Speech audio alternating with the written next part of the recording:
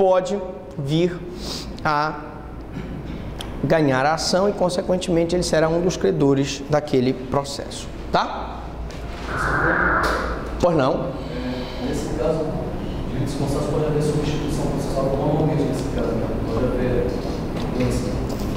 No litisconsórcio pode haver substituição processual, normalmente. Tranquilo, tá? Foro competente do lugar do pagamento. Como eu disse no início da aula, eu tenho a dívida aquisível e eu tenho a dívida postável. Dívida aquisível é aquela que é do domicílio do devedor, autor. E a dívida postável é a domicílio do credor. Como assim, professor Franklin? É simples. Eu tenho um contrato de aluguel. O cidadão mora em Ananindeua e tem uma casa em Belém, onde mora o seu inquilino, e ele estipula que ele todo mês vai lá na casa do inquilino receber o aluguel. Tranquilo. Normalmente eles estipulam depósito em conta, mas por amor ao debate, vamos aqui colocar essa situação. Ele coloca essa situação. Ele vai na casa do inquilino. Então aqui eu tenho uma dívida aquisível, em que o pagamento é no domicílio do devedor, mas eu posso ter uma dívida postável. Se eu tiver uma dívida postável, tá? Eu vou então na casa, o devedor vai lá em Ananindeua depositar, entregar, fazer o pagamento na casa do credor. Isso é importante para delimitar o local da obrigação. O local da obrigação. Então, foro competente é o domicílio do devedor ou o domicílio do credor? Depende do que foi estipulado no contrato. Consignação de aluguéis pode ser o foro de eleição, que é o que está previsto no contrato de aluguel, ou da situação do imóvel. O imóvel está situado em Belém, vai ser em Belém. O imóvel está situado em São Paulo, vai ser em São Paulo. O imóvel está situado no Rio de Janeiro, vai ser no Rio de Janeiro. Tá certo? Questões procedimentais. Cuidado. Existem questões procedimentais aí que poderão ser pergunta de prova. OAB de concurso público. Primeira questão. A oferta do pagamento deve ser real, isto é, acompanhada do efetivo depósito da coisa. Olha o que eu mostrei aqui para vocês. É pressuposto da consignação em pagamento, tanto da judicial quanto da extrajudicial, o depósito. Eu não posso falar em consignação em pagamento se não tiver o depósito. Então ele tem que fazer o depósito da coisa. O depósito constitui pressuposto processual específico do procedimento consignatório. Sem o depósito, não há que se falar em consignação em pagamento. Petição inicial vai ser julgada improcedente, que ele não consignou.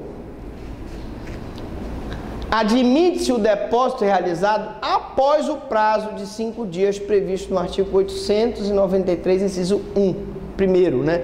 Desde que anterior à sentença terminativa. Aqui é a hipótese em que ele fez a consignação extrajudicial, o depósito foi para o banco, foi mediante AR para o devedor não aceitou e ele então entra com a consignação em pagamento.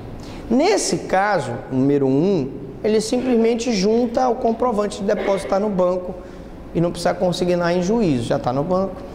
Mas, quando ele consigna, sem ter feito a consignação extrajudicial, o juiz pode receber a petição e dar um prazo de 5 dias para que ele consigne depois esse valor. Se ele não consignar, será julgado improcedente a consignação. Tá certo? Sempre antes da sentença terminativa, Porque essa sentença aqui, ela é terminativa e ela vai decidir se o objeto depositado é ou não o objeto da obrigação. Se quem tem razão é o devedor que ajuizou ou o credor que contestou. Então, antes da sentença terminativa, eu tenho que fazer essa consignação. Tá bom? Prestações periódicas, já falamos sobre isso. Questões procedimentais, como é que eu me lido com essas prestações periódicas? Consignada a primeira, pode o devedor continuar a consignar as que forem vencendo até a prolação da sentença. Eu tenho um contrato de aluguel de 24 meses.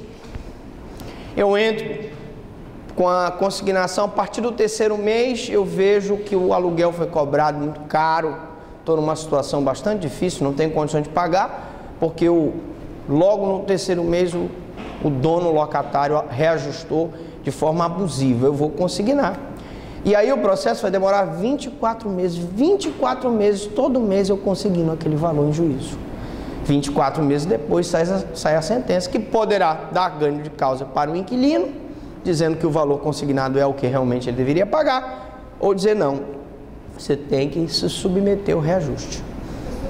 Esse pagamento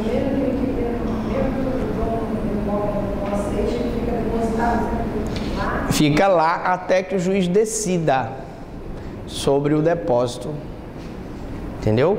Porque o credor, ele pode simplesmente ir lá receber, levantar o depósito. Ou ele pode dizer, não vou receber isso aí porque está abaixo do valor que você tem que me pagar. Tá bom? Outra questão. Valor da causa. E atenção que muita gente erra na hora de fazer essa petição. O valor da causa será o valor da prestação devida. Será o valor da prestação devida. Na consignação de prestações periódicas aluguel. Então, no caso, por exemplo, do quadro, era 50 mil, né? Para ele entregar o quadro, é o valor da prestação devida, 50 mil reais. Mas quando eu tiver prestações periódicas, aluguel, prestação da casa própria, o valor da causa será obtido pela soma das prestações a consignar, não ultrapassando o valor de uma anuidade. Preste atenção. É súmula do Supremo Tribunal Federal. Então, você tem um contrato, pode até ter um contrato de 3 anos de aluguel, de locação, tá?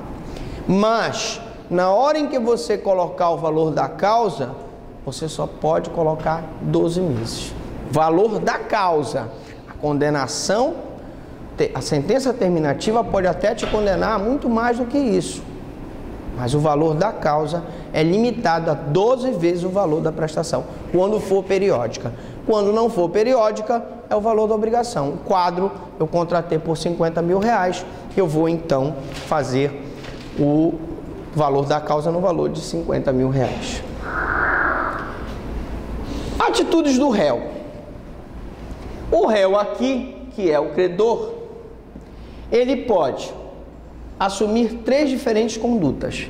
Ou ele aceita o depósito e levanta. Então, esse depósito que foi feito aqui na contestação, ele vai aceitar. Consequentemente, ele vai lá e abocanha, morde, levanta aquele depósito. Tá? Ou ele pode oferecer contestação a qualquer outra modalidade de resposta, ou ele pode permanecer inerte. Quais são as modalidades de resposta que ele pode apresentar na contestação? Todas as hipóteses possíveis de exceções, desde a incompetência do juízo, coisa julgada, litispendência, exceção de incompetência em razão da matéria, em razão do lugar, em razão da pessoa, tá? Então, pode ser arguída a exceção. E se ele ficar inerte? Se na contestação ele for citado e não contestar, presumir-se-ão verdadeiros os fatos alegados pelo devedor na ação de consignação em pagamento e a ação será julgada procedente. Porque nós já vimos que o direito processual civil, ele trata de bens eminentemente patrimoniais que são disponíveis. Portanto, nós temos aí o princípio da verdade formal, ao passo que no processo penal eu trato de bens indisponíveis, que é o direito de liberdade, portanto eu tenho a verdade material, tá? Conteúdo da contestação: qualquer das defesas processuais indicadas no 301 do CPC, exceção de incompetência, coisa julgada, litispendência, né? Incompetência do juízo, etc.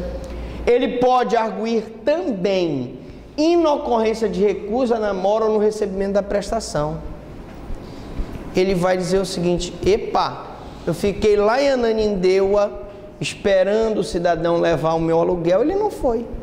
Eu não me recusei, simplesmente ele não foi. No contrato diz que ele teria que ir lá levar, ele não foi. Então não me recusei, é a contestação dele. Porque se o objetivo da consignação em pagamento é o devedor constituir o credor em mora do não recebimento do objeto, mas se ele não tivesse recusado a receber, não há que se falar em mora. Também ele pode arguir reconhecimento da recusa, mas com fundamento na ausência de qualquer dos requisitos do pagamento. Por exemplo, não, realmente eu me recusei, mas seu juiz, eu me recusei porque o valor que ele levou lá para mim era metade do valor do aluguel que ele devia. Então não recebi, metade eu não recebo. Eu me recusei sim, ele foi lá comigo, mas ele quis pagar só metade do aluguel. Metade do aluguel eu não recebo. Pronto. Tranquilo. E não realização do depósito no lugar ou no prazo devido. Ou ele não foi lá em Ananindeua pagar, ou ele deveria pagar no 5º dia útil do mês subsequente ao vencido e já foi pagar lá para o final do mês. E daí? Então não recebi porque tem juros e correção monetária. Tem a cláusula penal do contrato, né? Não integralidade do depósito. Não integralidade do depósito. Ele não depositou o valor completo do que ele devia. Também ele pode arguir isso, tá bom? Na próxima aula, nós vamos falar de procedimentos especiais de jurisdição contenciosa, parte 2, começando com depósito. Pergunta, até aqui alguma dúvida, alguma pergunta?